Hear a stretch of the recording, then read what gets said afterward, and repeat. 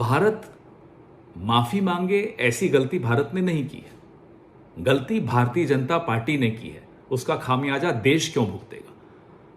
आज प्रधानमंत्री को उनके राजधर्म के बारे में याद दिलाया जा रहा है कतर और कुवैत द्वारा। इससे ज्यादा शर्मनाक बात हम सबके लिए और क्या हो सकती है?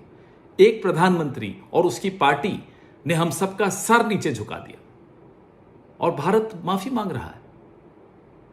हमें इस बात को हम स्वीकार नहीं करते कि इसमें किसी भारतीय की गलती है। भारत संविधान की मूल्यों को सदैव आदर करता है।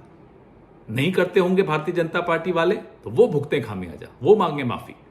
भारत को माफी नहीं मांगनी चाहिए। गलती भारत की नहीं है।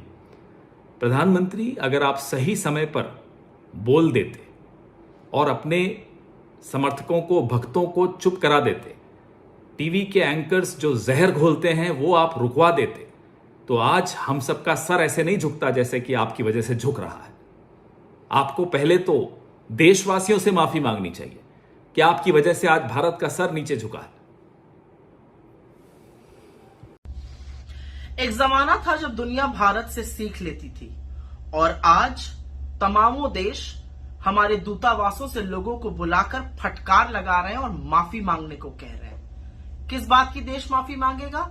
भारतीय जनता पार्टी की एक बेलगाम प्रवक्ता ने अपने आकाओं को खुश करने के लिए बेहद घटिया, आपत्तिजनक बयान पैगंबर के बारे में बोला। इससे भारतीय मुसलमानों को तो ठेस पहुंची ही, उनकी आस्था पर चोट पहुंची, लेकिन उससे मोदी जी या उनकी सरकार पर रत्ती भर भी फर्क नहीं पड़ा। जरा सी भी कान पे जू नहीं रहेंगी। लेकिन जब अरब देशों ने इस पर आपत्ति जताई, हमारे प्रोडक्ट्स का बहिष्कार होने लगा, संकट गहराया, दूतावास से ऑनवॉयस को बुलाकर फटकार लगाई जाने लगी, तब दुम दबाकर उस प्रवक्ता को उसके पद से और पार्टी से निष्कासित किया गया। और निष्कासित करते वक्त ये कहा गया ये फ्रिंज एलिमेंट थे। तो क्या भारतीय जनता पार्टी के अधिकृत प्रवक्ता फ्रिंज एलिमेंट है? ये सबसे बड़ा सवाल है। एक और बात है, कतर ने, कुवैत ने, ईरान ने हमारे दूतावास से ऑनवॉयस को बुलाकर खरी खोटी सुनाई है।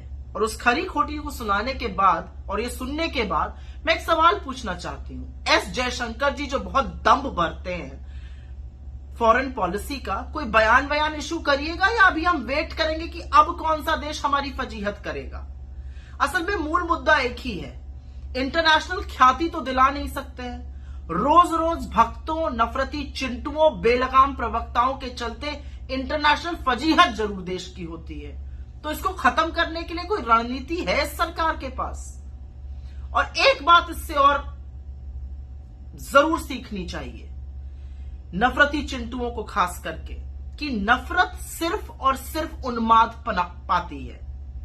नफरत का अंत बुरा होता है। खास तौर से नोएडा के उन कमांडो वॉरियर एंकर गणों को यह जरूर समझना चाहिए कि वक्त आने पर दूध की मक्खी की तरह छिटका दिए जाएंगे। जब अपने ही प्रवक्ता को फ्रिंज एलिमेंट कह दिया तो आपका हश्र क्या होगा ये आप जानते हैं। इसलिए रोज शाम को दुकान खोलकर नफरत फैलाने का काम खत्म कर दीजिए। इस देश का सर ऊंचा करने का काम करिए। इंटरनेशनल फजीहत जो उन्मादी एंकरों, बेलगाम प्रवक्ताओं, ट्रोल आर्मी, नफरती चिंटुओं और खुद आपकी सरकार और आपके चलते भी होती है मोदी जी, उसका अंत होना चाहिए।